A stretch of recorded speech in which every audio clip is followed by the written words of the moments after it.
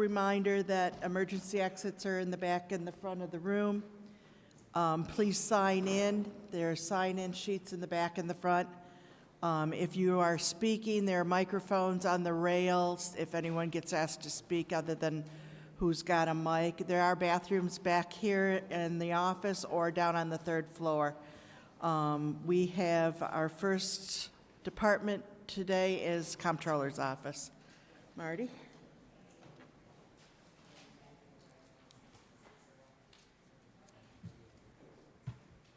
This one's on, I think.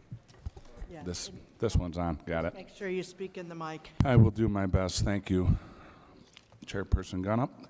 Legislators, thank you for the opportunity to present our 2026 Comptroller's Office budget. I'll go through this very quickly, and then we can have questions if necessary. With me today in the back of the room is Deputy Pete Head, oversees the Audit Division, Deputy Phil Britt over the Accounting Division.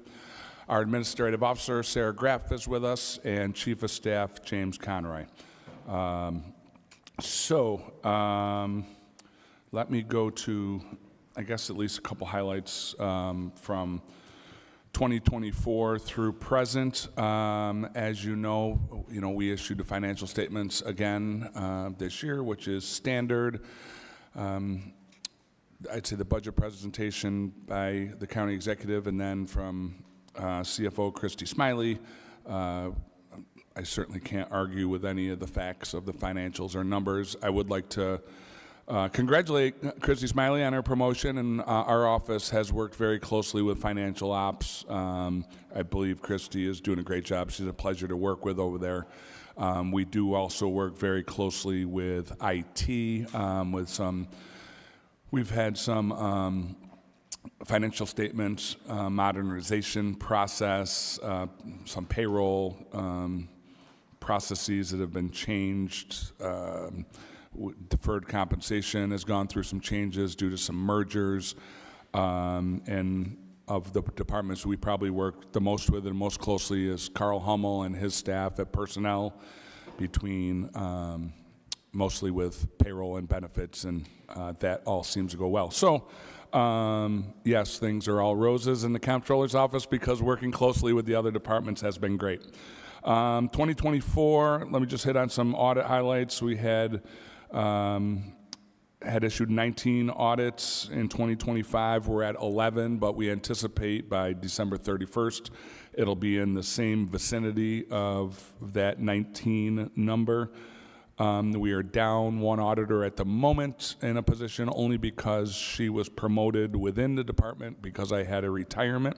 One of our auditor twos was promoted to the payroll auditor on our payroll side of the office. So I will be filling that auditor one position at some point, but that has not affected any performance. Into the numbers of our 2026 budget, couple minor adjustments.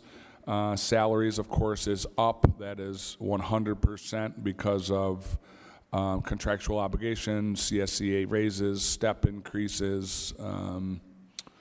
That's it, really. That's the majority of it.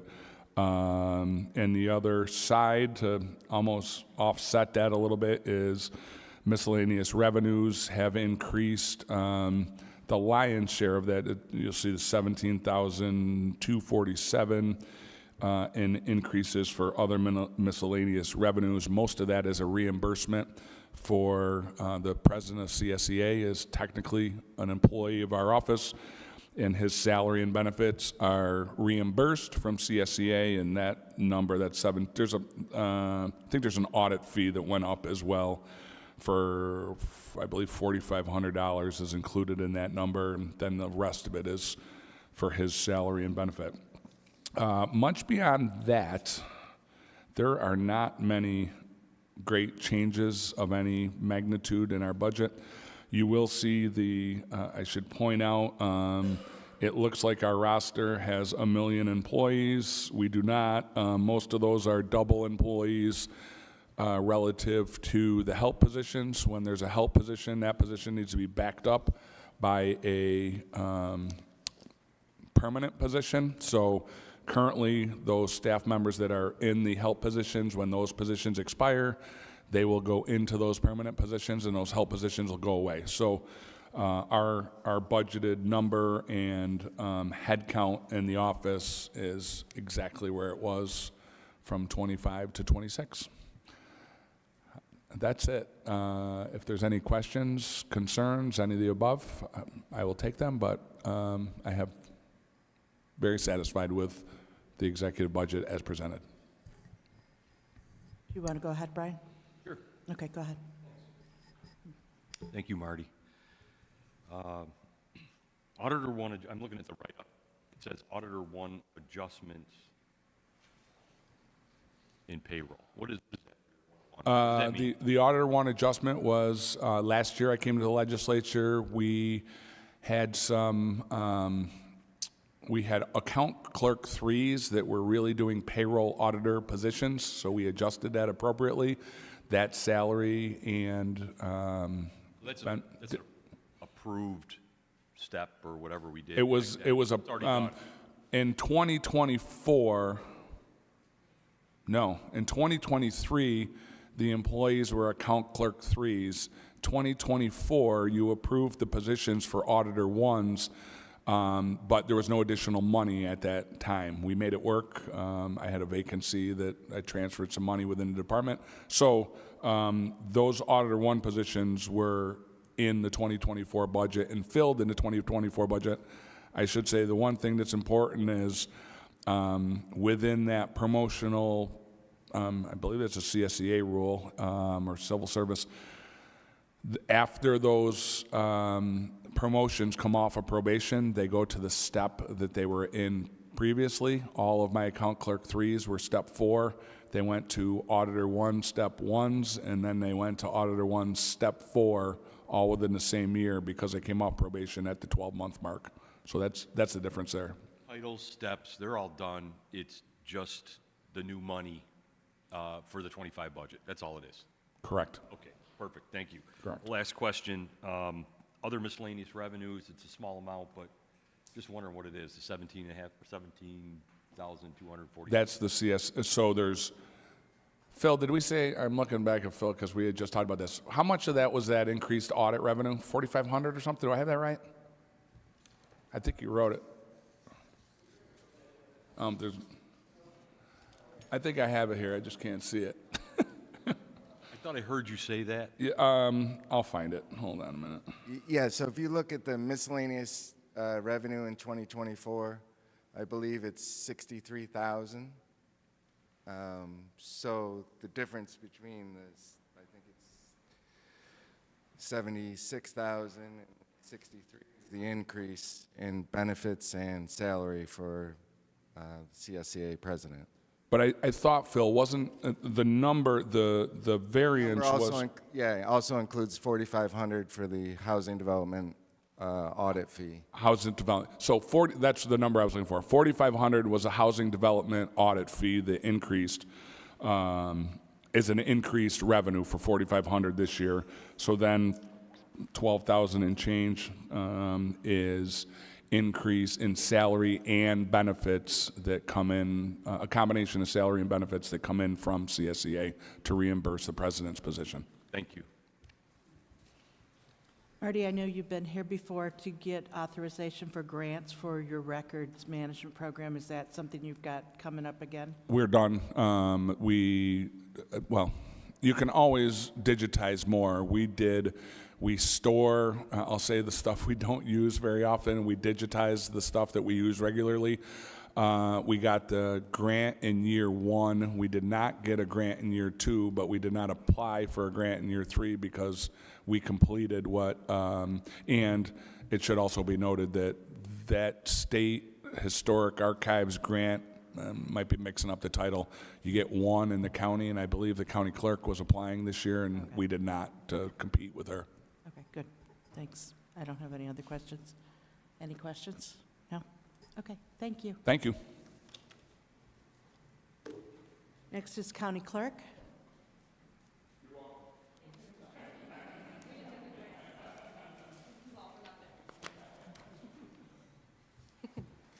Good morning. Thank you for having me. Thank you, Chairman. And I just want to first say a huge thank you to Christy. It's been wonderful working with the CFO's office on our budget, especially being new. The guidance has been much appreciated. So I'm going to give a quick overview of 2025 just because I'm very proud of what we've done in 2025. So the county clerk's office to date, when I say to date, we're looking through August, so August 31st. We've processed over 83,000 transactions and collected over $26 million in revenue, which is phenomenal, but unfortunately, as you all know, we don't keep that. I did, in my budget statement, I mentioned a mortgage tax figure, and I just wanted to correct that. That number is basic tax, so over $5 million in mortgage tax was collected, but that's just basic. We also have the additional tax that is for Centro, and that in 2025 from April to September, because they are 6-month periods that overlap the years. I just wanted to point out that with Centro, it was about $2 million for Centro, and collected total for mortgage tax has been about $10 million in just that 6-month period. So it's a lot of money coming in. The basic tax goes to the towns and villages. I'll be back next month to report on that. We've also continued our digitization efforts. Our staff work really hard to get the backlog of historical records digitized for access. That goes into our COT system. They work every day. We have a whole team that's working on that, so thousands of images have been scanned to date. I also wanted to point out that in August, we were reviewed by the New York State Comptroller's Office, and they looked at the court and trust process as well as our general office financials, and they looked at the example of June, and there were no findings, and we are not being recommended for an audit, so that was really great. We're waiting for the final report. I think they're a little busy. I think our reviewer got called for jury duty, so that's on pause. In addition, we've had a lot of sort of initiatives / accomplishments that I wanted to point out. We've coordinated 5 naturalization ceremonies, which swore in more than 150 new Americans, and that we do together with the United States Citizenship and Immigration Services and the New York State Supreme Court. So it's just a really great event that I like to celebrate. We also purchased a photo ID printer. We had money in our veteran favor card account. It was sponsorship money that predated my time, but I wanted to make sure we were utilizing it, and we purchased a photo ID printer so veterans can now come in and get a plastic ID instead of just the paper cardboard one. That's been really popular, and we're partnering with the Centro bus program, so we're the stop for the applications. We've also automated our phone system so that we now have a menu, so we're just creating efficiencies and trying to make sure that our front desk staff are also working on daily work in addition to answering the phones. As you know, last year we requested that those positions be upgraded to recording clerks, and I've stood by my word that they will be doing the work of recording clerks as well, and that has been successful.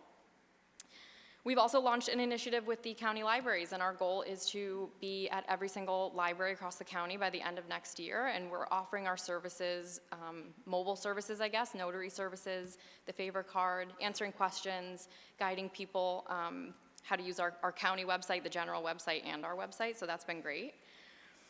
We also I guess it was earlier this year, it's crazy to think about, we passed the Domestic Partnership Registry local law, and I just wanted to report that since May, we've had 7 registrations, bringing in $245. That sounds like nothing, but it's $245 we wouldn't have had without the law. So thank you for that, and thank you to everyone who worked together on that. And then finally, we began work on our office renovations with the capital improvement plan, which has been huge. We were awarded $500,000. I always want to say $500 million, but it is not that much money. But that has been wonderful. We're working closely with facilities, Alex and facilities. We've got our renderings, and it's projected to begin work / construction. Well, not really construction, but the work is going to start in spring, hopefully. So the real reason we're here is to talk about our budget, but I just wanted to share some of those highlights. So 2025, we We're on track in our budget as projected. We did ask for a few increases from 24 to 25, and those were all personnel related. We really wanted to invest in our human capital, and that has really paid off. Our deputies getting the grade changes have now really stepped into a more supervisory managerial role, which helps us just better manage the office. You know, we have 20 CSEA staff, and we need the deputies to be working as supervisors, so that grade change has made a big impact. And then in addition, we increased investment in our travel and training, which has allowed for professional development. We've had the opportunity to attend two conferences, one coming up in the fall, and we also are providing leadership training to our deputies this fall using that increase. So thank you so much for those increases. Going into 2026, we are happy with where we're at. There won't be any changes to our budget. The executive budget works for us, and we have no vacancies going into 2026, which is great for our office, but also you'll see our salary line item is a little bit higher. That's just because we have no vacancies and the natural step increases. No fee changes, no roster changes. So that's it. Questions? No, Deja? I just have, first of all, thank you so much for Thank all you. the work that you do. I did see that you also extended your passport certificates. How is that going? Yes, we extended, so we're offering, it's a pilot program. I don't know if it's going to be successful, but we are opening our office from 4 to 6 p.m. every other Wednesday, so people can make appointments to apply for passports. It's a very busy counter, and people often come in at the end of the day, and then the CSEA staff have to stay late, which can be problematic. So far, so good. We've had four appointments last session, and our next one will be next week. So please spread the word. If you need a passport, come see us, make an appointment. But it's been great. I think the accessibility piece, hopefully it's popular, and if not, then we won't do it anymore. Great. Julie? Julie? Yeah, mine's just a comment. I like your focus on accessibility, and I think you. it's really great that you're getting out in libraries and Thank you. meeting people where they're at. Thank you. Yeah, the county clerk's office is pretty black and white, but I've noticed since taking office, we answer our phone and we have email, so I think people come to us with a lot of questions about general county things. So I think just being accessible in that way has been helpful too. Even if we can't answer a question, we try to teach people how to use the county website, and When you go out into the libraries, are you able to bring your system with you, or you use a computer there to go on it and do what is open to the public? So our system is accessible By a- remotely as well, Yeah, okay. and we use our own laptop, and we actually bring the photo ID printer with us for the veterans, and we were in the Camillus Maxwell Memorial Library this week, and we had 2 people come and sign up for a card right on the spot. It was really nice. Oh, good. Yeah. Good. And notary services we can do anywhere, so Yeah, that's easy. I just bring my right, stamp. Charles? Hello, you're doing a wonderful job. Just wanted to thank you. The veterans IDs with, so those are great. You said that you don't have any vacancies. In the future, do you?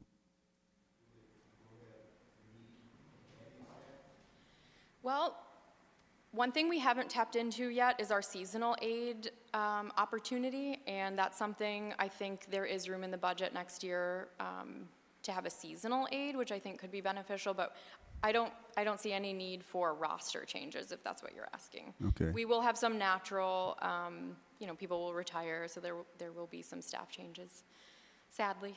All right, thank you. Any other questions? No? Okay, thank you very Thank much. you. Next is the District Attorney's Office.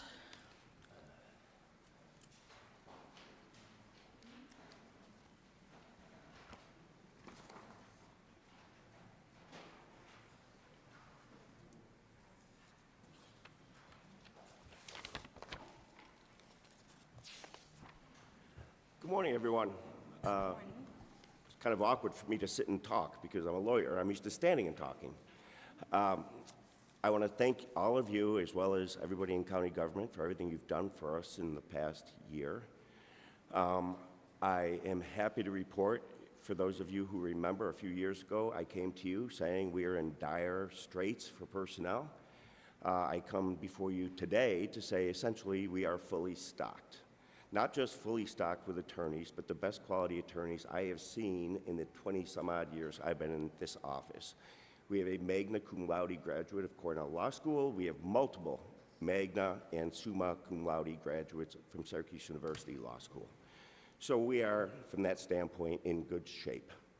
Additionally, based on our performance, the Department of Criminal Justice Services has provided us with record amounts of grant funding to cover various initiatives that this office participates in, one of which, or a couple of which I'll talk about in a couple of minutes. The District Attorney of Onondaga County was selected by the Governor and the Attorney General of the State of New York to investigate and subsequently prosecute the people involved with the unconscionable death of 2 state inmates at Marcy and Midstate Correctional Facilities. We are preparing to go to trial in October on Marcy and in January on Midstate. These prosecutions have consumed resources, a tremendous amount of resources, not just the people assigned to handle the cases or to assist the district attorney in handling the cases, but everybody else who then has to pick up the slack. I am more than happy to respond that I have not heard a single complaint. We aim to do justice in every case, and we certainly aim to do justice in the Department of Corrections prosecutions. Again, we are fully geared up and ready to go. We commenced in the past year with the assistance of the County Executive's Office and the Comptroller's Office, the first ever, as far as I know in history, prosecution of hotel owners for failing to pay their lawfully obligated room occupancy tax monies. And we are working diligently to resolve those cases and to recoup those monies for the taxpayers of Onondaga County to whom they actually belong. In the past year, well, let me go back and give a little bit of a history lesson. Over 10 years ago, the Department of Criminal Justice Services commenced the Gun-Involved Violence and Elimination Program. They provided funds to combat gun violence in major metropolitan areas in New York State, Syracuse being one. The program centered on evidence-based solutions to gun violence and partnerships not just with law enforcement, but service providers in the community to combat gun violence. I am happy to report that gun violence numbers in the city of Syracuse are at the lowest they've been in 10 years. Let me repeat that, 10 years. Last year was a record, and we're beating it this year. And we continue to strive every day to do better and ensure that I don't have to meet the mothers of homicide victims.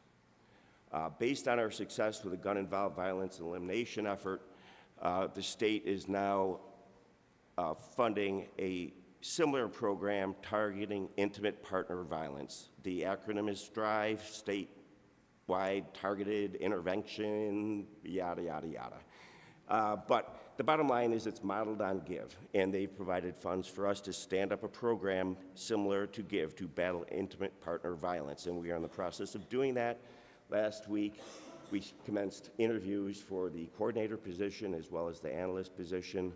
When I'm done here today, I'm returning to Albany to attend a symposium tomorrow as we lay the groundwork to battle this crisis of intimate partner violence. Further, I think I've spoken in the past about discovery and discovery reform. Again, doesn't mean much to most people, but discovery is the process wherein a prosecutor shares evidence and information about any pending case. And in 2020, the state implemented some policies and some laws that just crippled prosecutors around the state and their ability to do justice. I am very happy to report that in August, reforms went into effect, which will not eliminate the burden. And when I say burden, we do have an obligation, right? A constitutional obligation to share everything with every case. But some of the deadlines and guidelines that were in the original legislation were just simply onerous and consumed a massive amount of our resources. With the help of largely our district attorney, as well as the district attorney's office or association of the state of New York, The legislature has rolled back some of those onerous deadlines and some of the penalties that were being applied if somebody didn't, by mere oversight or lack of coordination, didn't turn over something in time. And that's about all I have to say. I'm here for you if you have any questions for me going forward. Yes, ma'am. No, Deisha? Good morning. I do have a question for you. You spoke a little bit about the gun violence and the percentage and the numbers going down. Is there a way that you can provide us with those percentage or those numbers? Because as you know, we just had a shooting the other day. I can absolutely provide the numbers as of probably the first week in September, where we have our annual meeting where we present, where, you know, our Crime Analysis Center provides that. So I'll certainly provide that to the chairman, and I'll trust he will distribute it. Thank you. Can you just talk a little bit about the changes in the 2026 budget, if there's what's in there that has changed, or? Sure. Okay. Largely, Lucy LeRae, who's here, has been an accountant too, and she's handled all of our financial matters for years and years. Earlier this year, she was made a fiscal officer because of her increased duties, largely based on the grant funds and the requirements that we have to meet to apply for and receive those grants, all of which come before you to vote. And I was before you folks not too long ago about Strive. While it is an increase in salary, basically historically she was a union position, so she could make overtime. So on top of her regular accountant duties, she would also coordinate the Stop DWI program and receive funds in overtime to do that. Now that she's become management confidential, she can no longer receive overtime, so we've tried to increase her salary to what she made before, or at least to recognize the promotion that she has received. The funds will be covered by the Stop DWI program, so it's no more hit on our bottom line than before. It's simply a way of shuffling dollars, for want of a better word. What else did we ask for? We did create a senior assistant district attorney position to deal with both the Strive program as well as just another supervisor to manage the increased number of assistant district attorneys that we have in the office. We've had people in the past that have been covering two bureau duties. We've had a felony trial bureau and a grand jury bureau chief for as long as I've been in the office. One person was handling both.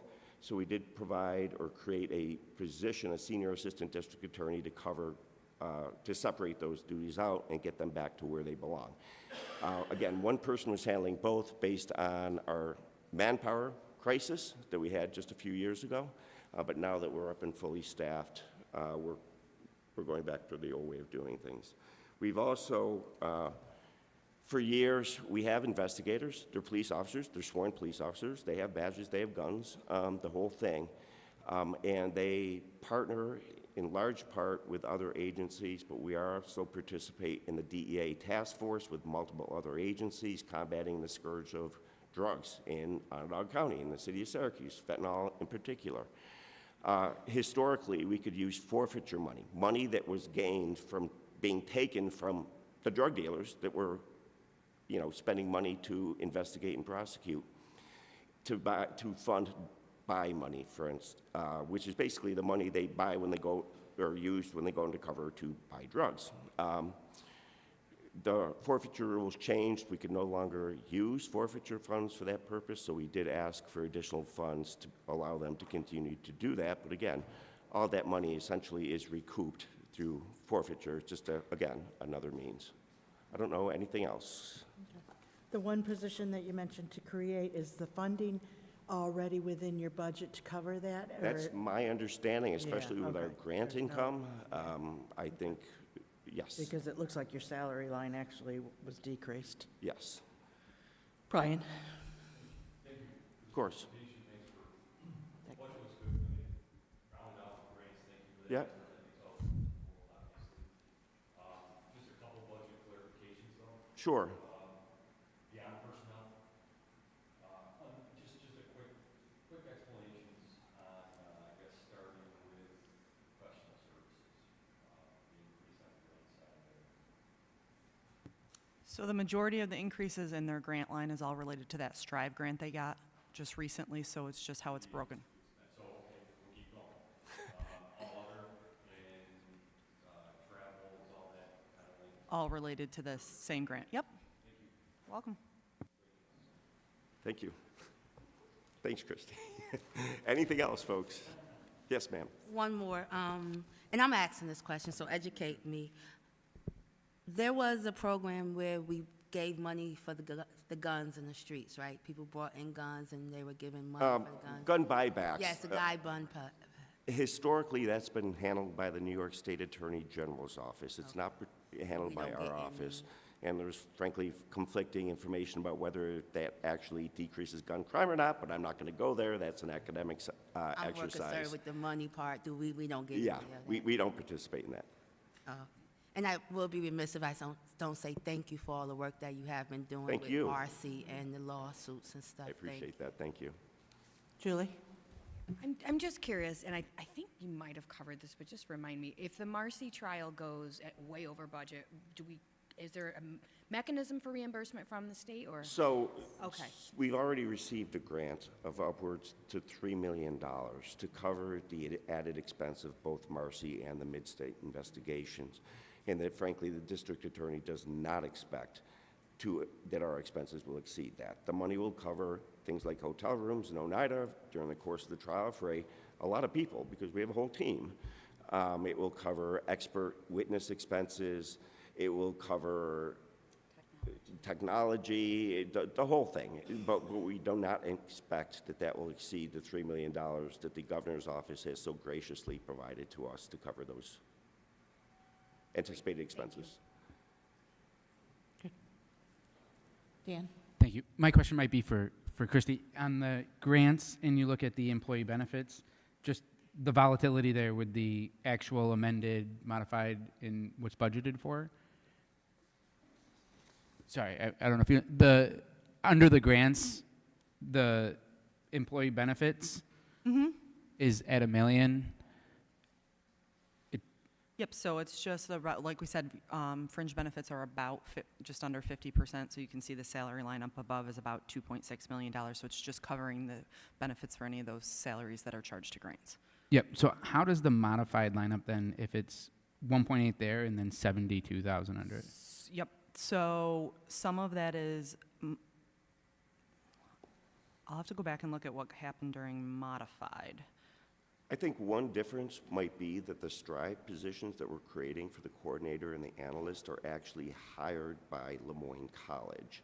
So we paid their fringe as opposed to the county fringe. Basically, they're contract positions. I don't know, Christie can weigh in as to whether that's the difference, but I don't have the numbers right in front of me. Oh yeah, that it is. It's definitely because it went into the contractual line, I'm sorry. So some of the salaries we had planned to bring on in-house ended up being contractual, so it came out of the benefits line, the salaries and the benefits to the contractual line and modified. I'm sorry, can you repeat that? So under contractual expenses, you see the modified went up to $621,000. Yes. So some of the initial plan, and that's where things get a little different, is when we are anticipating new grants, whether they be in-house employees or if we contract the services. So because we contracted the services, the salaries and the employee benefits would go into that line instead. So that's where some of the modified changes happened. Got it, thank you. You're welcome. Thank you. And thank you for your work, appreciate you. Thank you. Okay, any other questions? Charles? Okay. Okay, Thank you all. good, thank you. Next is Sheriff.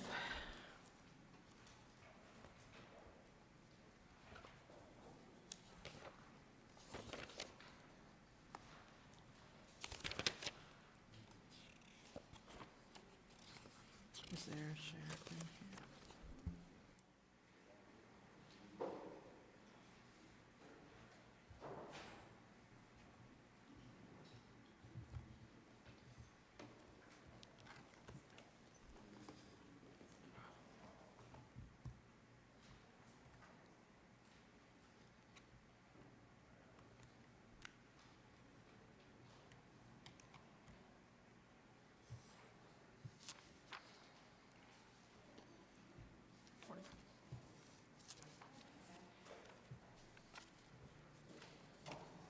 you want to, lost Brian. Okay, do you want to go ahead? Just say if we start with Brian, without Brian, I'd get done quicker, but then he Yeah, came that's back okay. in, He'll so. be heading along. Do I have to wait for Dave? Chief Dell and I'd like to thank everyone for their time today. Usually like to start off with a history story, so we'll give a recent history story. On my way over here, I was harassed twice. People saying bad thing about the police, directed directly at me. And I'm happy to say I'm a defender of the First Amendment, and I defend these people's rights. And in 2023 and in 2024, we defended these people's rights, and we defended the people of the county and came in under budget. In 2025, I'm not sure where we're going to land because of all the state-ready inmates when they had the strike in February, the state did. It dumped a lot of state-ready inmates onto me, and we had to run 2 pods on overtime. So I'm not sure we're going to land. So we're keeping an eye on that. Several things in our budget that are key to us, and one of the most important ones is our fleet. Our fleet of 235 cars, we're requesting a 12% replacement to try and get in a position where we'd like to be. I've managed this fleet like no other sheriff has in recent history. I don't have a single take-home car but what that person has to answer their phone at night and respond to emergencies. I fixed that. A $200,000 is what I've been offered, gives us about 8 cars. The cost of cars from last year went up $8,600 per car. That doesn't come close to a 12% replacement, which is 28 cars. To give an example of how important this is, just in the past 7 days, I had a patrol car with 170,000 miles on it. That deputy's responding to an emergency, and the transmission gives out.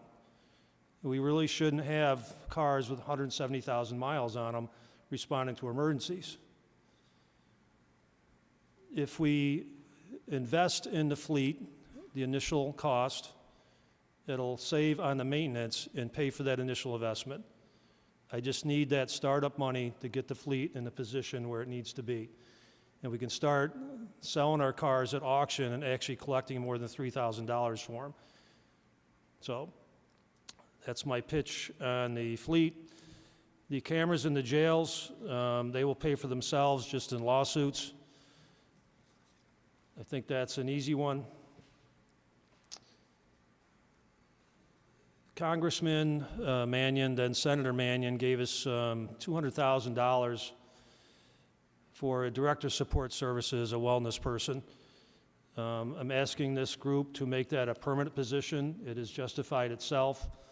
We already have the money for this year and next year, but her work, Elizabeth Evans, if you haven't met her, is her name, her work continues to build. And it's going to build even more as the fire departments and emergency services get involved with her and other police departments. At Jamesville, if you notice on there, there's a request for a boiler operator position. Our current,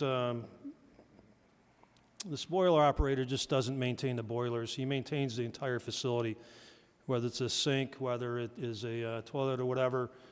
And if you compare the 2 jails, Jamesville is light years ahead of the downtown jail because of the way it's maintained, and it's a lot cheaper to do business up there.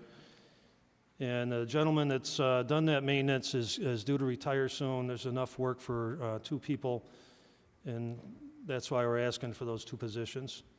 And the custodial worker that we're requesting, I'll have Chief Dell explain that one. So we have 2 custodial workers on our 103 line. What we'd like to do is traditionally, and Chief Murphy's here, and she could come up to the mic if I'm not saying this right, or maybe she can explain it better. Traditionally, we had deputies supervise inmates doing the laundry at Jamesville, at the Justice Center. Okay. All right, I'm going to let Chief Murphy talk. So what we're asking for is we currently have two positions on our 103 payroll, custodial workers ones, and in looking at staffing and with our staffing crisis at the Justice Center, and to try and keep overtime in check as best we can, we realize that we have had inmates doing laundry, which requires a custody deputy sit outside the laundry room and just watch an inmate do laundry. It's not good use of their services and their time. They can save us an overtime spot up in the housing units, watching inmates in the housing units. So we've hired civilian staff to do the laundry. We don't need the inmates to do the laundry. There's no requirement. And because of our staffing crisis, we realized the laundry wasn't getting done, and we were getting dinged by the Commission of Corrections because the inmates were required to make sure their laundry gets done on certain cycles. We weren't able to complete the tasks. We've moved the tasks to civilian employees. I think the custodial worker 2 or 1 positions are about $38,000 per year. One custody deputy starts at about $53,000 per year. So there's a huge savings all the way around, and it makes sense to have civilians doing work that civilians should be doing, not custody staff. So we're moving those two we'd like permission from this body to move those 2 positions to the 101 payroll. We currently have a part-time lady doing it now. One part-time lady cannot keep up. We need to have full-time, at least one full-time person plus maybe a part-time person if we can find another person to do it. In the past, custodial worker ones did the laundry up at Jamesville, and it worked out fine, so we're just following that model. Thank you. That's not included in this budget, correct? This is something that you had asked for and that didn't make it into the budget? Correct. Okay, thank you. Conley. You got anything else? No? I could talk all day, but I'd be happy to take some questions. Huh? Chairman? Thank you, Sheriff. Thank you for all your work. Appreciate it to all of our constituents. Talking about take-home cars. So you had said you have no take-home cars today, right? We have take-home cars, but every one of those cars, actually one, there's a lieutenant that's contractual that I have to give him a car who does not answer his phone at night. Everyone else that has a take-home car has to answer their phone at night for emergencies, which justifies the car. Got it. Thank you. Brian? Sure. Thank you for the presentation. Just to follow Colleen's questions. So the custodial workers not in the budget. The Director of Support Services, which you mentioned, which is grant funded, you want to take that to a regular budgeted position. What's the timeline on that grant? Maybe you mentioned it. If you did, I'm sorry. Which one are you talking about, the foil? No. The, for the Director of Support Services. Yeah, when's the funding run out? End of next year, 2026. End of 26, okay. And I guess the same holds true for the boiler operator? That's not grant funded. No. There used to be 4 boiler operators that maintained the facility up there, and now it's just one gentleman in the 60s who's due to retire. So instead of 4, we're just trying to get 2. Okay. And that's unfunded in the Correct. budget as well. Correct. That was the question, Yes, not whether it I'm was sorry. grant Yes, funded. Yep. yes. And then the records compliance, can you speak to that one too? So, yes. That's going to be a grant-funded position. Yeah. As these cameras come online, we get a lot more FOIL requests. That's the data. We have 2 police division deputies that a lot of their time is taken with these FOILs, and we'd like to shift that over to a civilian, but it'll be a grant-funded position. And inevitably, that'll probably involve even more manpower to support the stuff, I would imagine, that you'll be bringing. We say you have a call, and we have cameras on for 1 hour, and there's 6 deputies there. That's 6 hours that this person has to watch to redact things that we wouldn't give out in the FOIL. It's just extremely time-consuming. Understood. Jiu-jitsu, it's not in the budget. We have talked in the past, and this body has restored that funding in the past, kept it going. So I think this body understands the purpose, relevance of what's trying to be accomplished there. Can you talk about the program itself, enrollment, participation, any anecdotal information you care to share about how it's benefited your operations? For us, we have to look at nationally what's going on, like LAPD has this program. Sure. And it's working for them to prevent injuries, but for us, it's so new to us, we just don't have enough data to show this is working in Onondaga County, but if it works at LAPD, it should work for us. So what about participation? Yeah. Is it assigned or is it? All the recruits participate in it. Okay. And we pay per visit, Okay, per person. all right. That's what I have for that, since I have the mic.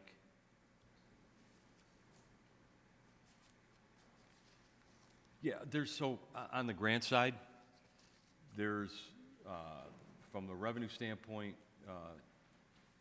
there was an increase in state aid of about $489,000, and there's an increase in OT expense of $492. Is there any correlation between the two? And what's the state aid increase about? Do you know, or? Off the top of my head, I don't know. I wasn't aware of that. So, like the DA's office this year, the sheriff's office got a Strive grant as well, and there's some increases to their normal grant cycles. You'll see increases on both sides of the house. And some of our overtime doesn't truly catch up to the budget, like the amphitheaters run totally on overtime, but it's reimbursed overtime, so it shows I'm paying it out, but it may not necessarily show when I get paid. Right. And I thought there was a correlation. I just wanted to check it out, because this one was pretty close. Yeah. Thank you. On the general fund side, the regular side, there's a decrease in state aid, public safety also. What is that? Of 102? So that is actually discovery funds, and it's not a decrease in discovery funding overall.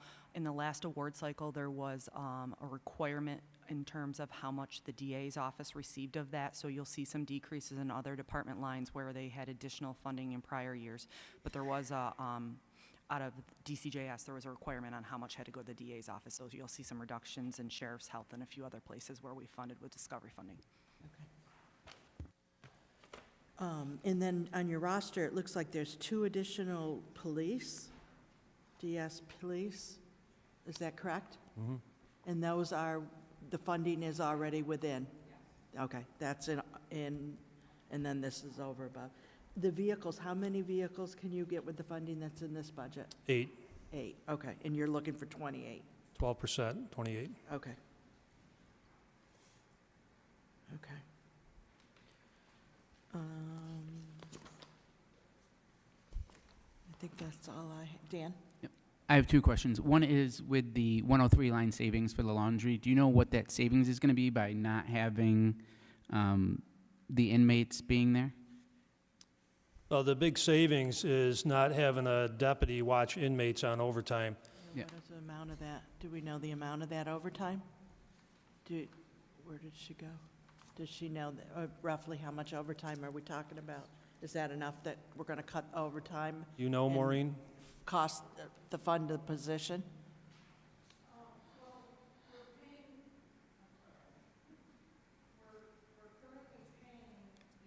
Time person on our 103 budget. We're within budget on our 103.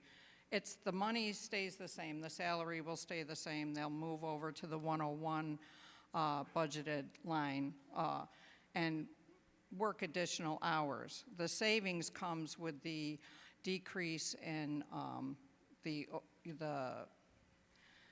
$53,000, or actually it's probably a maxed out deputy. I'm quoting or coming close to a starting deputy pay, but a maxed out deputy at time and a half to get this done every single day. Okay. So, and they'll That be answered your on question. straight time, obviously, working straight time at a much reduced rate.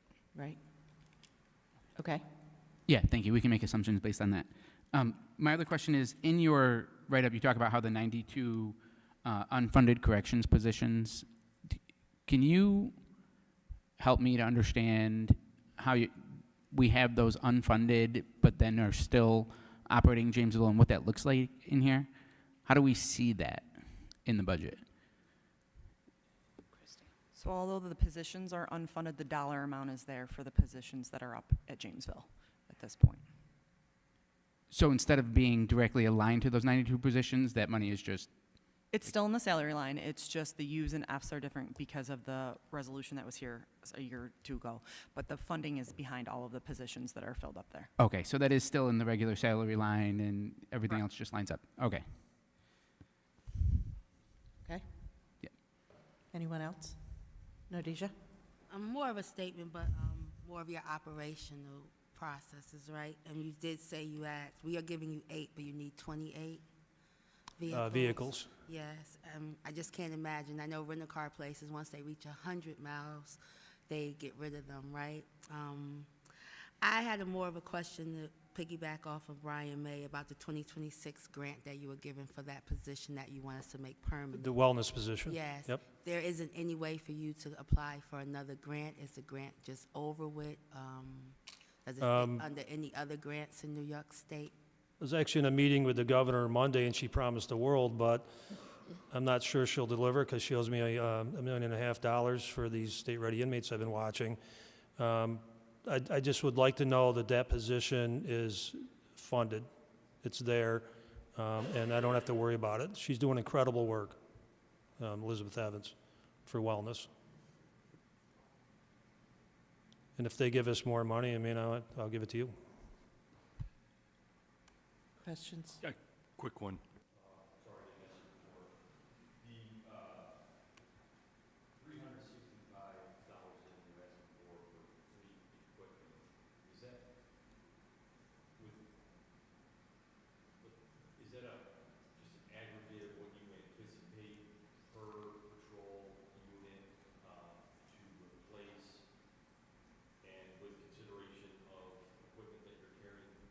Over. Thank you, Darcy.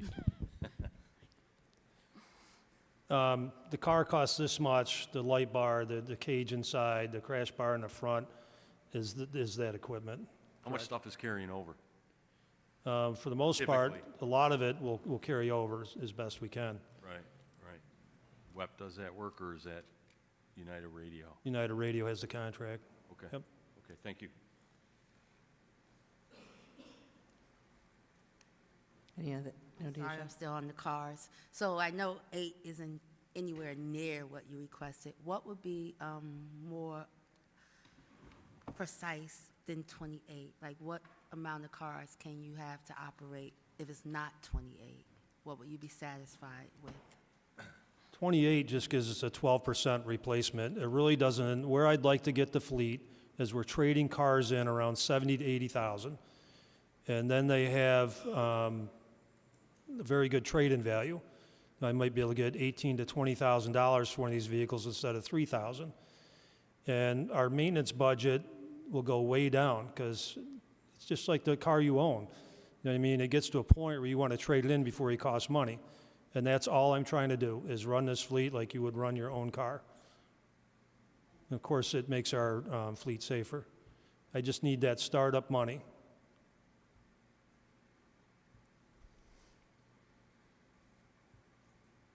Okay.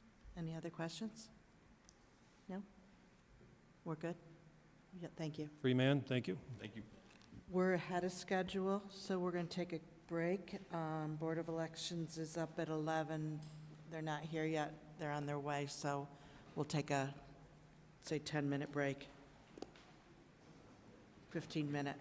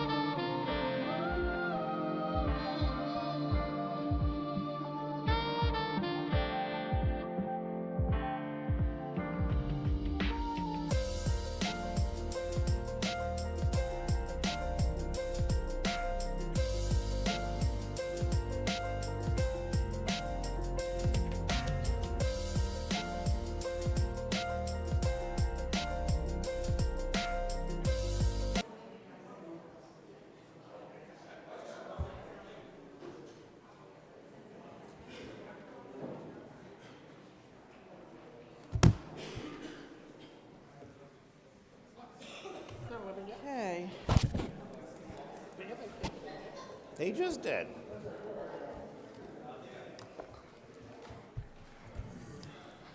We are all set to move forward with Board of Elections. You guys ready? Make sure you use your microphones.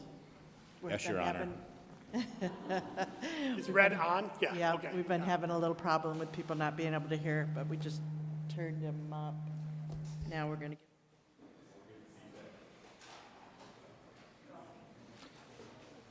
So, my name's Kevin Ryan. I am the new Republican Elections Commissioner at the Board of Elections, and I'm here with Dustin Zauner, my Democratic counterpart.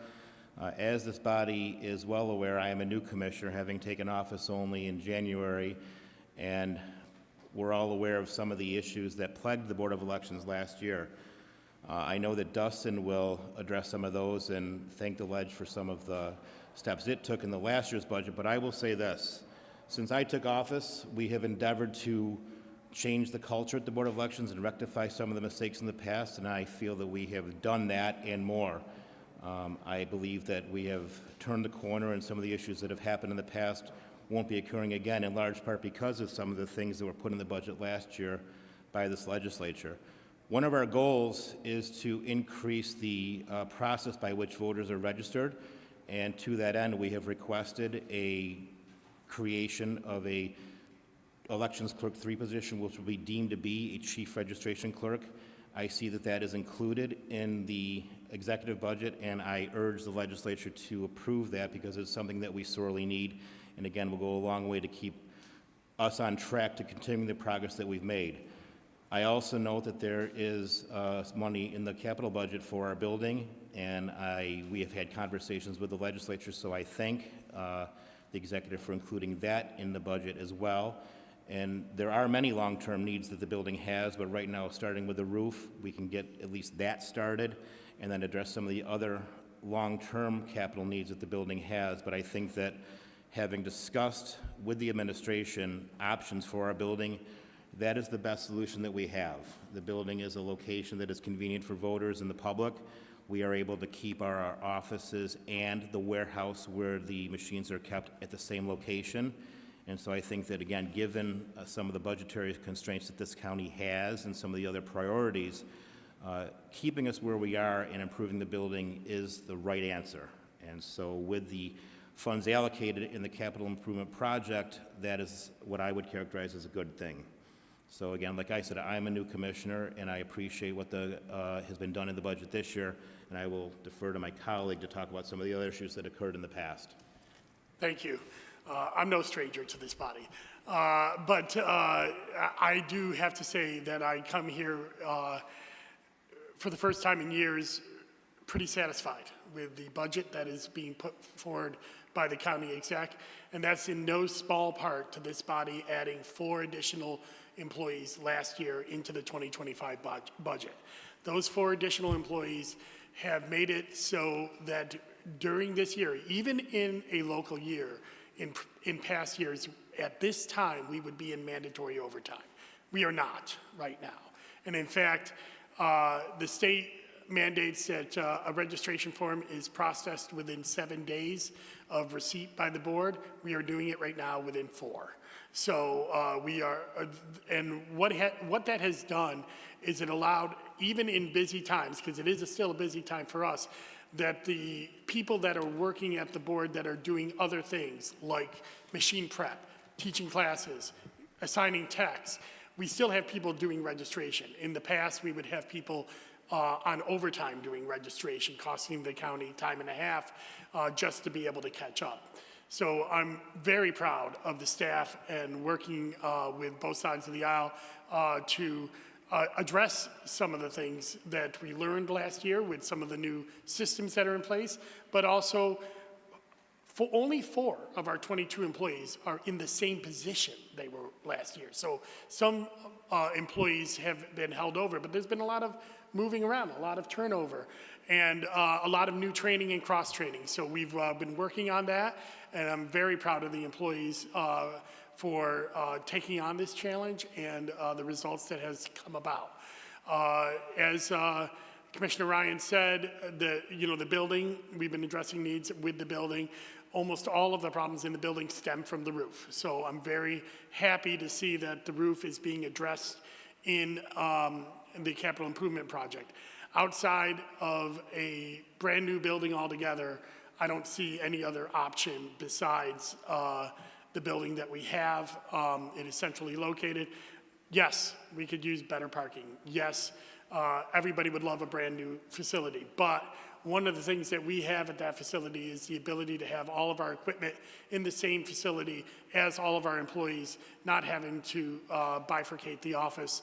And that's something that a lot of boards of elections do not have. So that is something that we have there. That being said, when we're training 1,500 employees for inspectors a year, sometimes the parking issues are challenging. So, and we've worked with the city of Syracuse to start addressing some of the sidewalk and crossing area there, because that traffic there is pretty intense. But I also applaud the executive budget for including our idea of the chief registration clerk in there.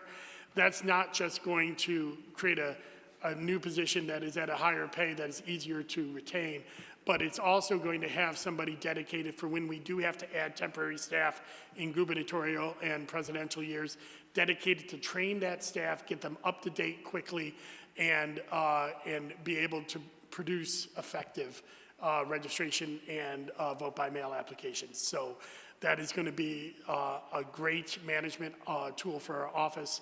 As you know, registration is probably 90% of the work that we do. Having somebody solely trained in how to run that system and have that be their sole job is something that both Commissioner Ryan and I identified really early on that that's what we wanted to do. So having that in a very busy year next year with a lot of challenges is going to be very important. So I'll leave the rest for questions. Can you talk about what may be coming in the future that we need to be prepared for? Well, obviously the even year legislation is working its way through the final step in court. If upheld, the moving of the local offices to the gubernatorial year is going to create not so much attention in the voters' standpoint, because the same amount of voters are going to turn out, I think. But what it's going to do is that we're going to have ballot issues that we have to, possibly deal with. We're going to have a lot more people going to get on the ballot. So in April and May, we may have some overtime things. But also everything that I'm seeing, every bit of metrics out there is pointing to next year being an abnormally high turnout year for a gubernatorial year, much like 2018 was. And if you remember in 2018, we went way over budget because of that, and that could possibly come into play, and we would let this body know if we're required to put out more inspectors than we normally do, or stuff like that. Well, and if I could add to that, when my colleague mentions the need to go, if we switch to even year elections goes through, it may necessitate going to two-page ballots, because you simply won't be able to get the number of races on one side of the ballot with a font that enables voters to read them and understand what they're voting for. And so that is a challenge that we will have to address as a board to decide how best to do that in order to protect the rights of the voters so that they understand what they're voting for, at the same time keeping our financial house in order and not being inundated with additional costs because of what this legislation has done and the impact it will have on these boards of elections. But as we said, though, we are working with increased efficiency this year, and I have every confidence that that will continue next year. So notwithstanding what may or may not be increased turnout next year in a gubernatorial year, we will endeavor to meet the challenge without having to resort to overtime, and only do that as a last resort. Only bring on additional staff in a temporary basis as a last resort. So. Yeah, and there is a lot of issues with the ballot length. We could move up to a 22-inch ballot as well. We're going to have to see how many positions are on the ballot, and also, as you know, vacancies occur, so that will add positions on the ballot that we may not know until March of next year. So this is something that we're going to have to continue to address the body with. Yeah, this is uncharted territory, so we will be open and transparent with the ledge if the impact of this, even your elections business, has an impact on us. Right, because I'm just thinking of the new local election, the odd year of having a lot less to do, and how that might affect your staff and the need for. Well, the reality is that there's still the need to conduct an election, whether you're conducting an election for one race or for 30. You still have to have polling places throughout the county, and so we're going to need poll inspectors and poll site managers at each station. We're still going to have to process petitions, we're still going to have to do challenges, and we're going to still have to deal with potential primaries. And so just because we're shifting to even year elections doesn't mean that the work of the Board of Elections will stop. I mean, obviously, there will be less petitions to process, but still, it's still a process that we need to get started. And it's important to note out that in 2027, there still will be a county exec election. There will still be a county comptroller election. We won't see a full drop-off of what this legislation does until 2029. But even then, there will still be DAs, county clerk, sheriff, sheriff's on the even year right now, but that could move. But judicial elections, village elections, they can still happen in November in those odd years. And again, as my colleague said, we still have to process the registrations. We still have to roll out the equipment. We still have to do all the testing, whether one person's on the ballot or 40. Questions? Brian? Thank you. Thanks for the budget looks okay. Just a couple points of clarification, if you could indulge me. And I think it's just connecting dots. Yep. Okay, so I see the 101 up is up a lot. I assume that's the chief registration clerk. I also assume that there's two, one for each side. That's correct. That's correct. So that's showing on the roster as elections assistant. It's the election assistant 3 position, yes. Title, okay, what their purpose is, chief registration. And they're taking the place of the election clerk ones that were our 35,000 a year level jobs that we're getting much harder to recruit at, so. What we're proposing to do is, in creating this new position, eliminating the lower paid elections assistant 1 position, because again, when I came in, one of the challenges I found first and foremost was the ability to recruit and retain personnel simply because of the pay scale which we're offering. I mean, a job that starts at $35,000 a year just isn't attractive to a candidate that has any qualifications whatsoever. So not only are we able to recruit and retain personnel, but we're also able, by doing so, you get someone, again, designed solely to address the registration issues that we have. Okay, that explains it. Thank you. Can you talk a little bit about, it looks like you've got some grant funding still, and what is that for? So we are going through an analysis of the grant funding right now. Much of that grant funding has already been spent, and we've on the new voting machines that we have, and we just haven't recouped that money from state. We had a meeting with state this week, and I personally am taking charge of that to make sure that that gets resolved by January 1st. I want all of the money that is owed to Onondaga County back. We do have some grant funding this year. There's a $20,000 unexpected, I think they call it the unexpected budget. So if there's anything that goes over budget for temporary employees, New York State has put in $20,000 for us to put against right now. We're not sure where we're going to use that for because we haven't gone through the election yet. But once we go through the election, if we don't use it on some of the personnel that it's applied for, we'll look into other uses for that, maybe building upgrades or other things that are allowed under that grant. And then there's the postage grant, which pays for all of our postage. And we are actually looking to get a van on that grant as well, because our old van is like 15 years old. And our primary use for that van is to move ballots back and forth to the post office. So we've been working with State Board about if we have that money left over on that annual postage grant, instead of just giving that money back to the state, using it to buy a van. And so that won't have to come off the county taxpayer dollars. But Legislator, to your point, though, when you say that there's unused grant funding, a lot of it is what he just discussed. If there's grant funding available, we come up with a proposed use for it, we need to discuss it with State Board whether or not what we propose to use it for is an appropriate or not an appropriate use.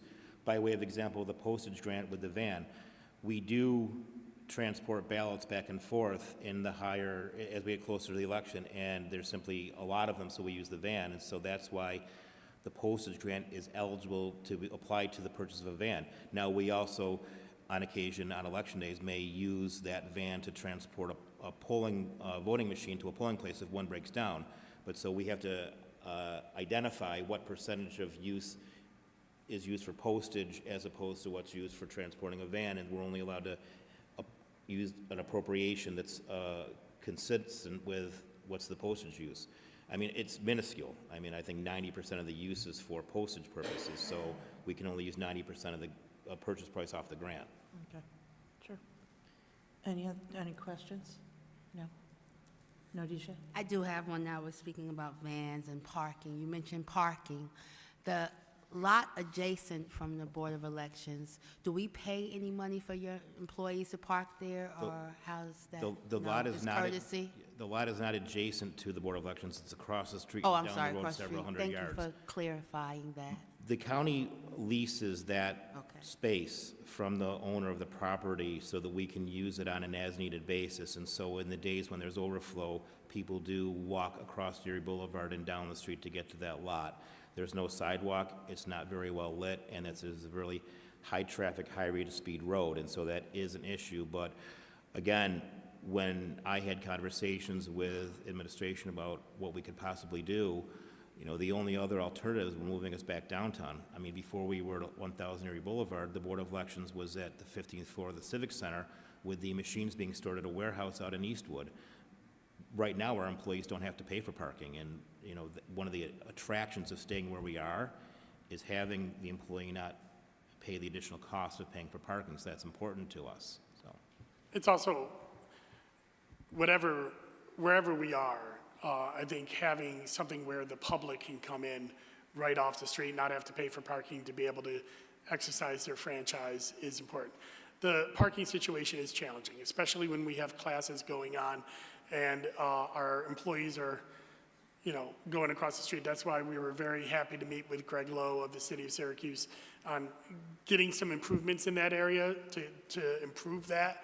There's no doubt about it, the parking is challenging.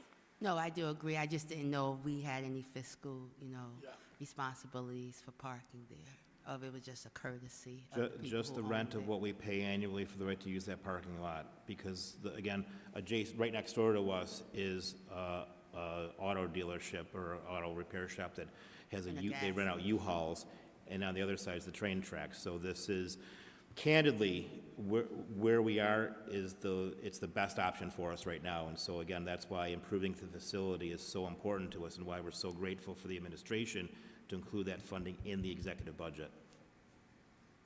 Is the parking a problem on a daily basis or more when you have events? Primarily when we have classes where we're training inspectors, because at that point, we ask our employees to park in the overflow lot so that the inspectors have the ability to park in the lot that's adjacent to our building. That, and then on primary and election day when people are coming in and out, dropping off the stuff from the polling locations. But again, it's a manageable problem, which I think we've done a good job so far handling. Thank you. Brian? Yeah, sorry, one more question, and I resist at all costs asking non-budget questions during the budget, you know. But this is what I tend to see. Obviously, last year had its bumps, right, toward the end of the year during that election cycle. This is a yes/no question for each side of the House. Do we feel like we have taken measured steps to clear up, address, and move forward without those bumps? And it's really for each of you guys. I mean, do you feel? Yes. I mean, if you want me to say just yes, that's fine, but I can Yes. go in a little Yep. bit more Yep. if you'd And then- like. But the additional people that this body provided, And also, I think all of you were copied with our end of the year report that really showed the metrics of how we got to where we were and how we were able to solve it. And when we brought in the people, the numbers really started going down. That doesn't mean that there weren't lessons learned from last year, absolutely, and we've been putting those in place. And one of the things that we have addressed, I believe, is that we've outlawed the phrase, "That's the way we've always done it" in our office, and examined everything that we can to make sure that we're at the most efficient that we can be. From my perspective, I wasn't the commissioner in 2024, but I am now, and there may or may not be a cause and effect relationship to that. But I will say this, when I came into the office on the first day, I said that one of my least favorite expressions in the world is "that's the way we've always done things," because the way we've always done things clearly wasn't working. So what I have done is tried to really change the culture of at least the Republican side of the Board of Elections, and I think we've been very successful in doing that. We have had significant turnover in personnel, and I think that the staff that I have, and I think I speak for my counterpart, I think the staff that we have right now is doing the job more efficiently and effectively than was done in the past. And again, it's not simply changing personnel, but it's also changing the management culture of an office, because what I have pledged to this body, to my committee, and to really the public at large is that what happened in the past won't happen again. We're simply not going to allow that to happen. And if we see storm clouds on the horizon that thinks that we might have a problem down the road, well, we're going to fix them pretty quick, because I'm not going to live through a year like the Board of Elections had last year. I'm just not going to do it. It just won't happen. Thank you. And again, I try only to talk about the budget during budget, but, and a few of us were talking earlier, could we get, and we may have already received a copy, but we didn't, the final response to state BOE that the office provided? I'm happy to send it. There was a different Republican commissioner at that time, and that. Yeah, we have full context on that, fully understand. It's just kind of buttoning up. I'd be happy to thing provide for it to us. Jamie, and she can That'd be provide perfect. That'd be it perfect. to everybody in the office. Thank you. Thank you. I have it. Any other questions? Charles? I just want to say congratulations, welcome aboard, and I'd like to thank both of you for meeting me a while ago. I think it was when you took it on. We're just looking at the roofing project, all right? With that being done, I know a lot of times when you start that kind of project, that leads into more like, the parking area and things like that.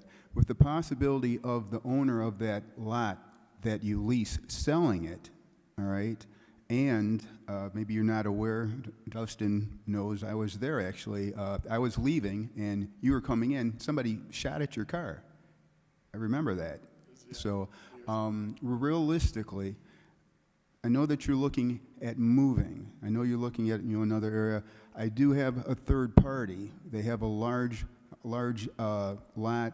They have a large building. They have storage. I'd love to see you over on the south side. So I will mention that, and maybe we can meet and we can go over that. Well, see if it works for you. I appreciate your comments, and I do remember when you came in, and I will say I know that several legislators have been in the office, and candidly, there's an open invitation to any of you that wants to come in and tour the facility, meet our personnel, and see what it is we do on a daily basis. We'd love to have you. I know Legislator Brown's been in, I know Legislator Burtis has been in, and I know you've been in, and others. As to relocating, like I said, that's a process. It's a process that would have to work through the administration, and if you have another potential facility, I guess that's something that certainly can be looked at in conjunction with the administration. As of the roof project, like I said, I know that money has been appropriated for it. I don't know how it's going to cost. I did 30 years in construction litigation, but I'm not a construction worker by any way, shape, or form.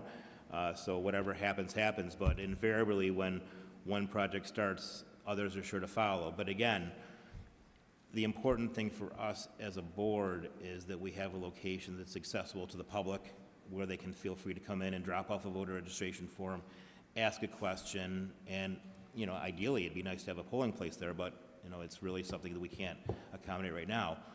But again, if there is another facility, I think that's something that we can talk about down the road. I don't know if it's something we can really get into with any degree of detail here today, but again, we're always open to any conversation that we would have, certainly in conjunction with the administration, though. Okay, thank you. I echo that. I'm always open to new things. Any facility would have to be able to provide some of the basic needs that we need now.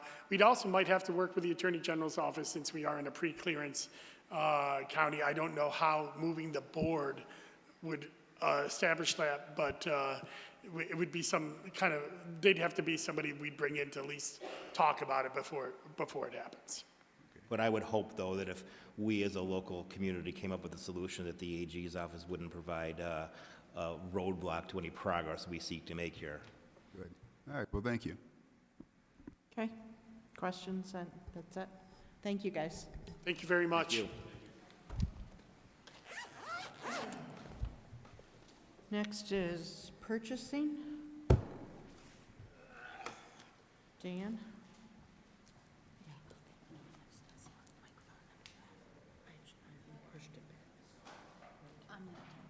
Okay.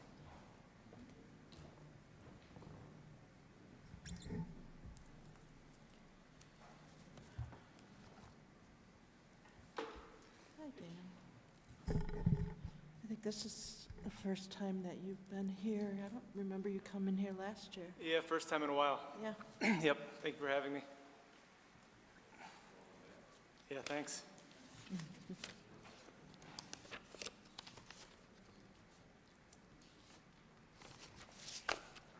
You can go ahead. Yep, okay. Good morning, thanks for having me. My name is Dan Hammer. I'm the Purchasing Director for the Division of Purchase, here to present the 2026 executive budget. Some brief background on our office.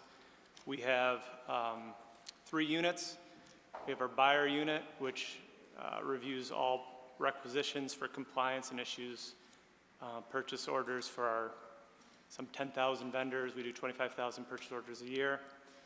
We have our bid unit, which oversees and administers the New York State bidding process for our large dollar items.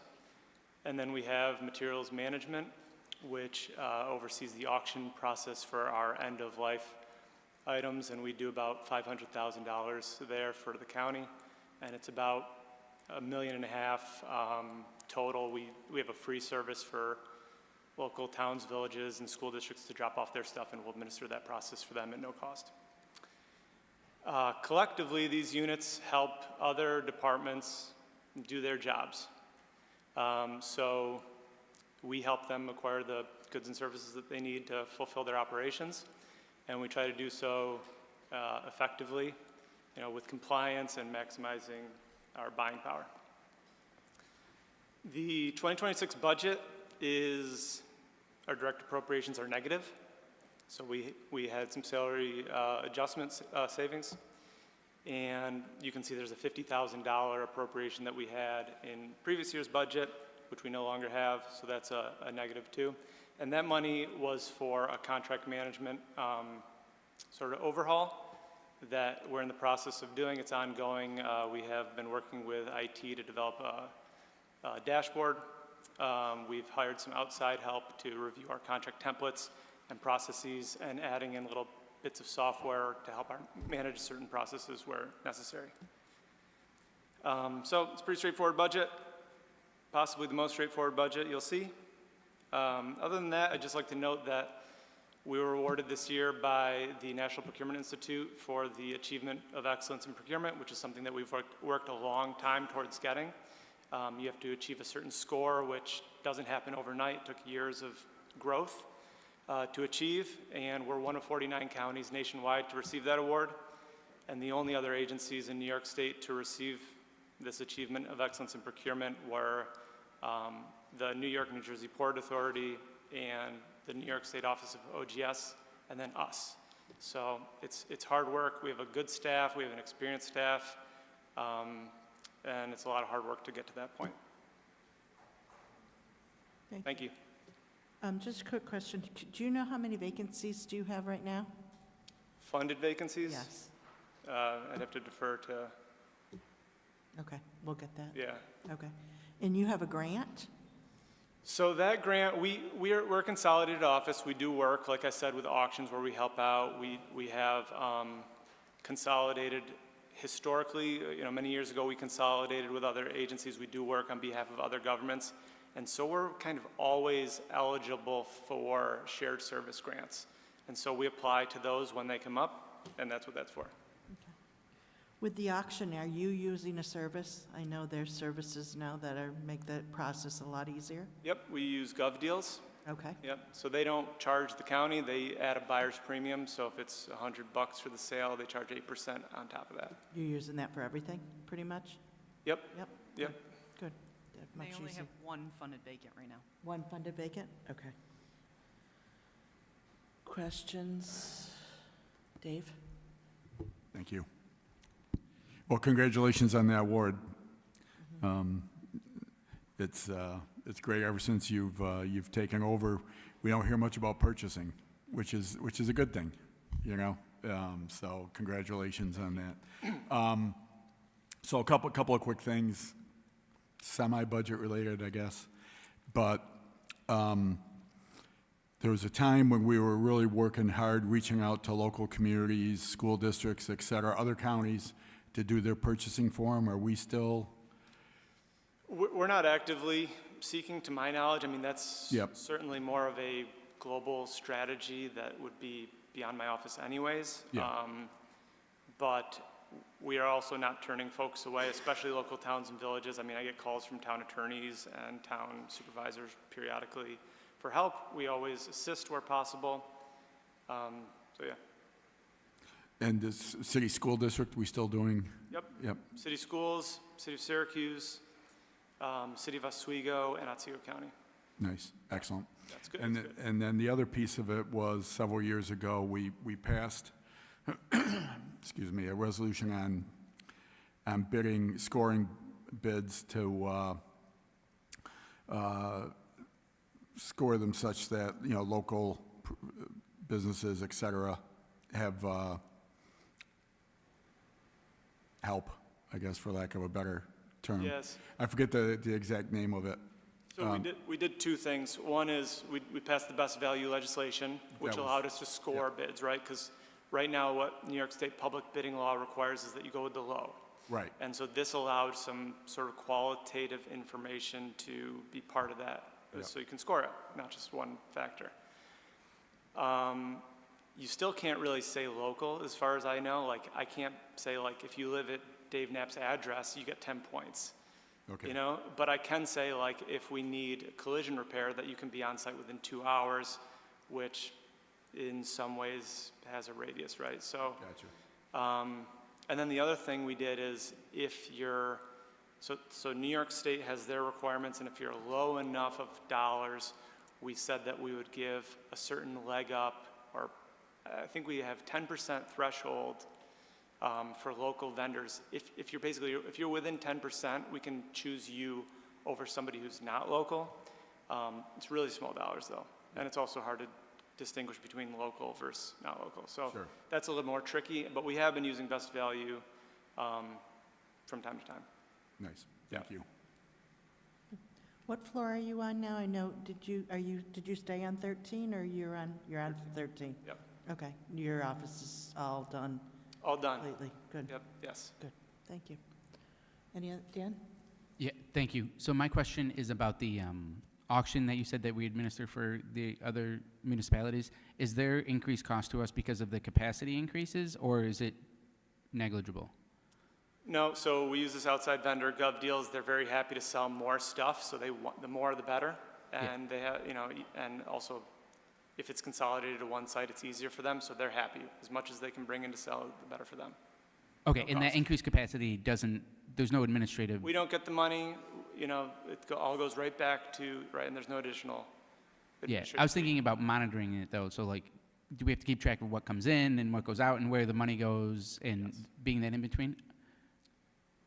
GovDeals handles all of that, and it's all tracked. It's a, sophisticated modern database, yeah. Okay, so they're just like piggybacking off of our. Yes, that's right. tracking? Yep. Okay. Yeah.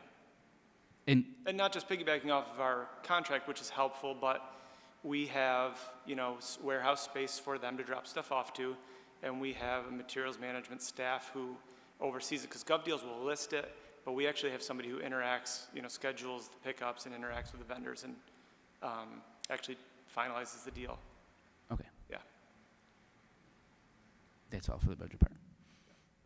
Okay. Any other questions? No? Thank you, Dan. Thank you. Nice job. Okay, and last we have Parks and Recreation.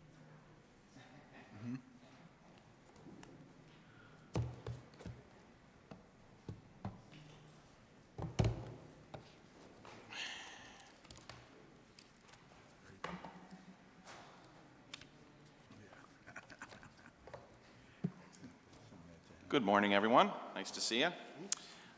My name is Brian Kelly, and I'm the Commissioner of the Onondaga County Parks Department.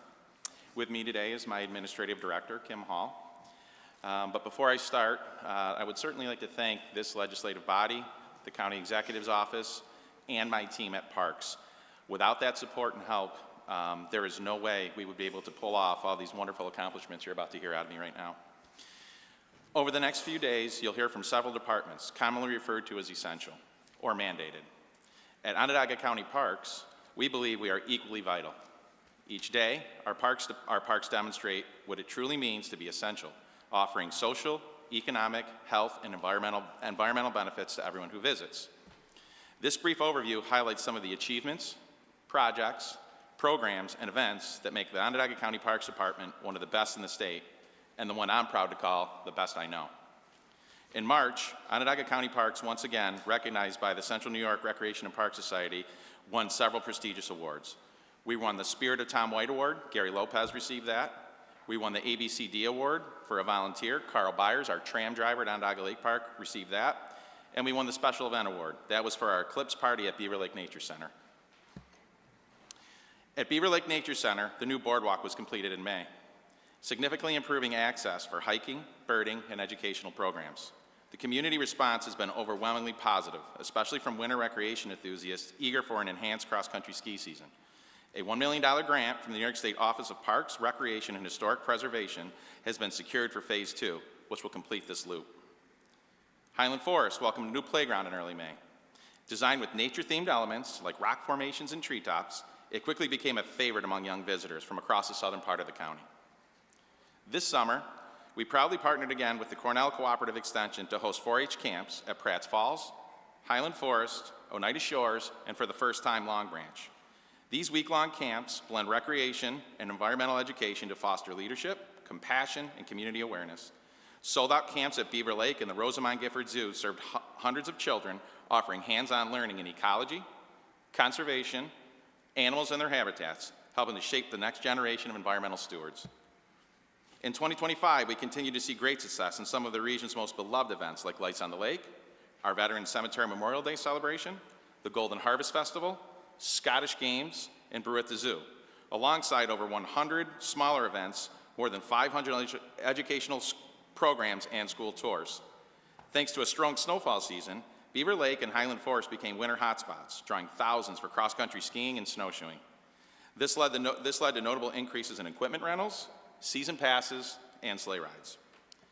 At the Rosamond Gifford Zoo, our beloved elephant twins, Yad and Tukata, were joined by 6 red wolf pups, a critically endangered species, a baby muntjac, one of the world's smallest deer, and the only Marco Polo Agarli sheep in North America who was placed in our care by the USDA and is part of an ongoing federal court case. Visitors were also introduced to the Canine Champions for Conservation, a live dog show who travel the country educating people about animal adoption, responsible pet ownership, and the broader work of dogs and conservation efforts.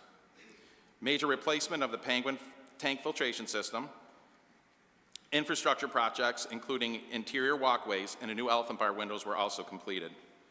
Upcoming projects this fall include an improved public address system, boiler replacement in the main building, and a comprehensive facilities conditions assessment to guide future planning around critical infrastructure systems. Hopkins Road began construction of a new turf superfield in August. Once complete next summer, it will support softball, baseball, soccer, lacrosse, and football, and will become a premier tournament venue with year-round usability. Field lighting, scoreboards, and seating are also included in this project. The Onondaga Lake Park Marina will undergo a full renovation and expansion, adding a retaining wall, short-term dockage, parking upgrades, lighting, and utility improvements. Dredging will restore it to its original depths. Construction is scheduled to begin by the end of the year. A mini bid is in development for engineering and redesign of the Oneida Shores campground, bathhouse, restrooms, and beach buildings, facilities that date back to the 1960s and are in desperate need of repair. This project has the potential to completely change the way our park is experienced and how well we can serve our patrons who come out to camp and swim at Oneida Shores. The Willow Bay parking lot at Onondaga Lake Park, RFP, is in the final review stage and will be awarded shortly. Improvements in this parking area, which serves 3 Onondaga Lake Park shelters and hundreds of other daily visitors, would create a safer, more efficient layout while addressing chronic spring flooding issues that we have in the spring.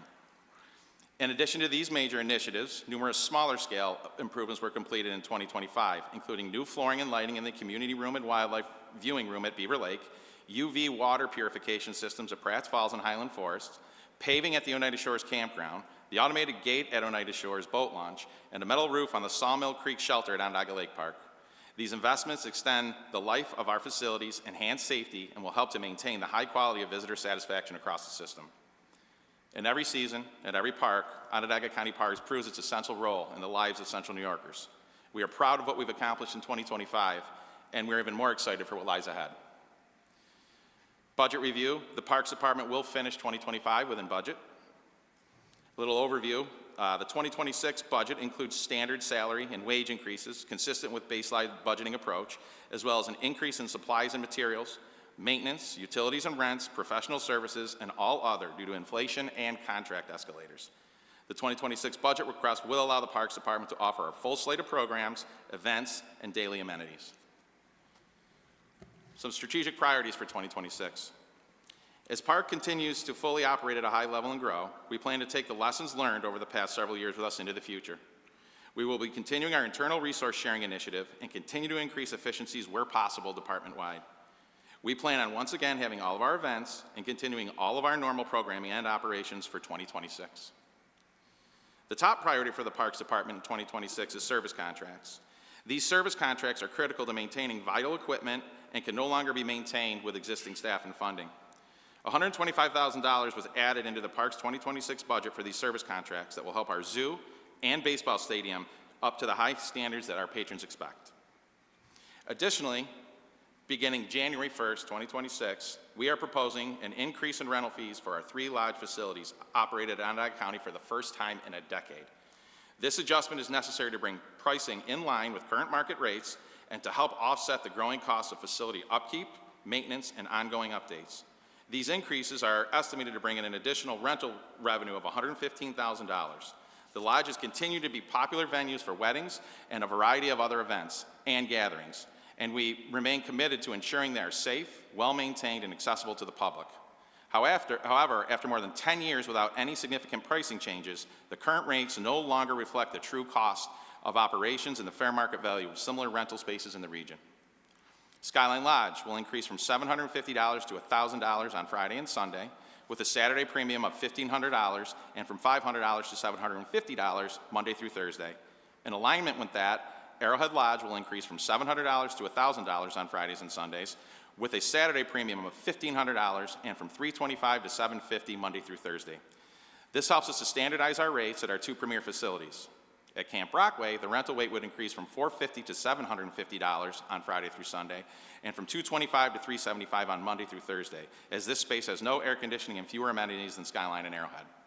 Additionally, Parks will institute a catering permit, where caterers who are being paid to provide services at our facilities must register and pay an annual fee of $175.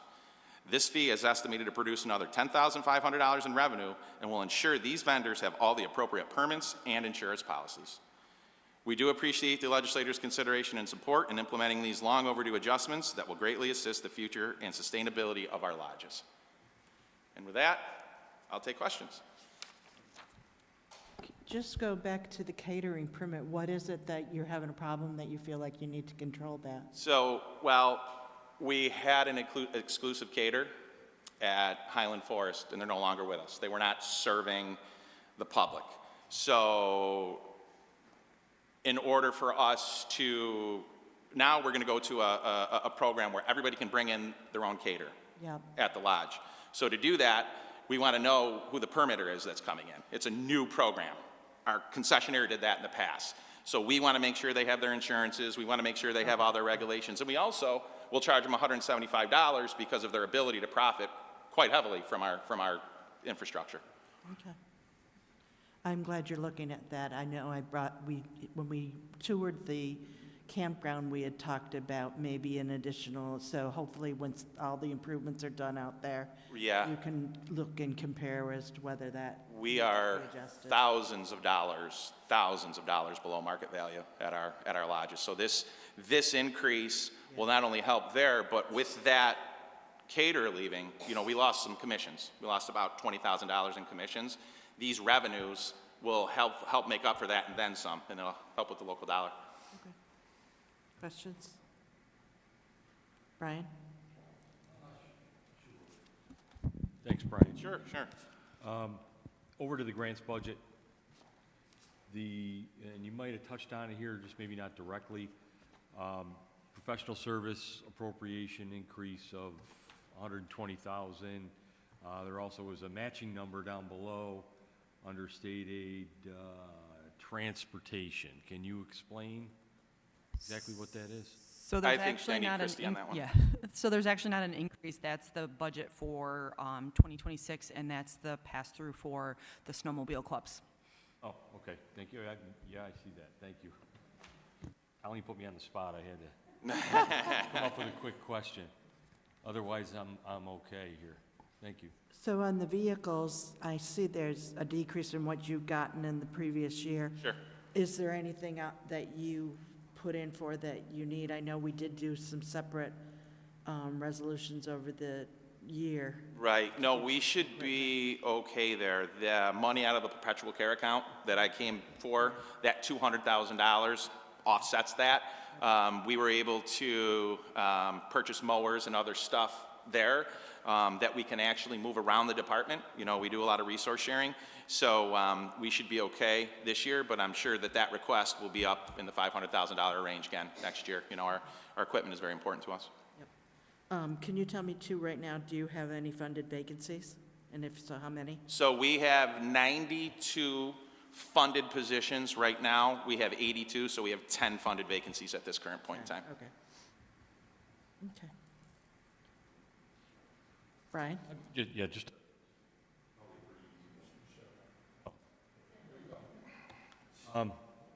Under. I think it's under contractual, the 2.5 million, and then the revenue looks like it's, you know, the same under interfund transfers, under grants, Brian? Okay. Is that Hopkins, or is it Hopkins plus something else? I can't remember if Hopkins was 2 million or 2.5. Well, Hopkins was a $7 million project in total. But there's a release of contingency this year, and I didn't know if that was the funds coming in, just trying to I'm not sure. Christie? connect it up there. So it wouldn't have been the Hopkins release of contingency, because you would have seen the offset there. I know what this is. Give me 2 seconds to get my brain together. You gotta go first, Brian, not last. Everybody's getting tired.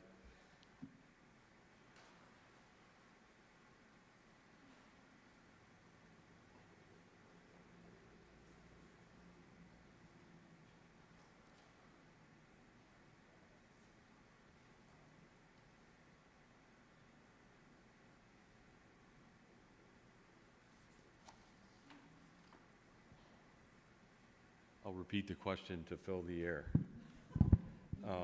So it's the $2.5 million interfund transfer from 25 and the $2.5 million modified spend in 25. Obviously, there's nothing there for 26, but that is modified, just trying to figure out what that was.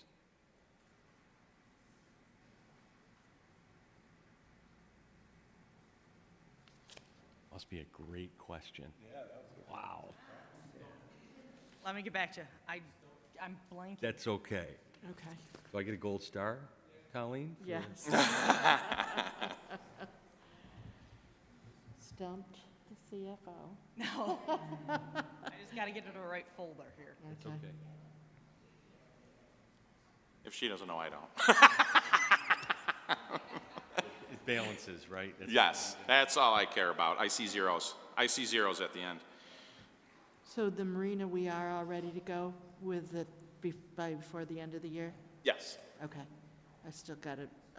There's a group of people that. Yep, no, we're excited about that. We're still waiting on some permitting from the DEC, but again, as we talked about before, we'll do that project in 2 separate phases. So we'll start with that bathhouse. It's going to be wonderful, and we'll certainly make the constituents happy. We had a little issue with bathrooms and water lines and stuff to open up at the beginning of the year. That project is certainly going to make them happy. It'll work good. We'll get all that built, and then we won't displace anybody. After the permitting gets in place, we'll move ahead with docks and walls and stuff like that. Okay. Yep. I know we talked about it, and I don't know if it's in the budget or if it's in the capital plan, some type of a pavilion over near the pickleball courts. Yeah, at some point, we've actually had lots of discussions. You know, we have shade structures now. We put those up, and those were overwhelming. But yeah, it's not in the CIP yet because we'd have to flush out location. When we put the courts in, there was forced mains and tons of utilities that ran through where we put it. So we had to be very strategic where we lined it to avoid that infrastructure. So that would be something we'd have to look at too. But it's certainly a great idea and something we're looking at. Yeah, Okay. yeah, that's heavily used. Yeah. Christie? So it's the sports tourism ROT money that came out of the 2025 budget. It was in a transfer to grant line that went into the project account. Okay. Yep. Dave? We're not seeing the soil and water folks directly here this year, so how are we coming on ash tree removal in the parks? Great. So Onondaga Lake Park is complete. Pratt's Falls is complete. They are still, as you can imagine, at Highland Forest. That's a big, big project at Highland, trying to keep, mitigate the hiking trail. 50 miles of trail in that park, trying to mitigate that in terms of, tree removal has always been very tough for us. So we're still in the process there, but soil and water has been great. They've stuck to what they've said they were going to, and they've been really accommodating, working around our programmatic needs. So, but it's still in process. We still have, I think Jamesville's done. We still have Oneida Shores, I believe. We still have 2 or 3 other parks to go, but it's going good. So Oneida Shores wasn't first. Wow, holy cow. I'm going to circle to end the calendar. Holy cow. Do we still log up there? Regular logging? No, up at we Highland? haven't. So before I left, which was 6 or 7 years ago, they did a pretty massive clear cut out there. If in the Forcon Forest Management Plan, the next cut was supposed to be, I think, 26 or 27, but it's still pretty thin. Yeah. And foresters still think it's pretty thin, so I think we'll hold for a little bit. Yep. Yeah. Yep. Now the ash trees in our woods at home, they're falling down all over the place. Yeah. We've been lucky enough in terms of soil and water where they've mitigated that pretty good. There hasn't been any instances at all where, public safety has been compromised. Good, thank you. Any other questions? No? Okay. Thank you, Brian. Thanks, everyone. Okay, that's the end of day 2. We start out tomorrow at 9:30 with the Office of Environment and go from there. Thank you.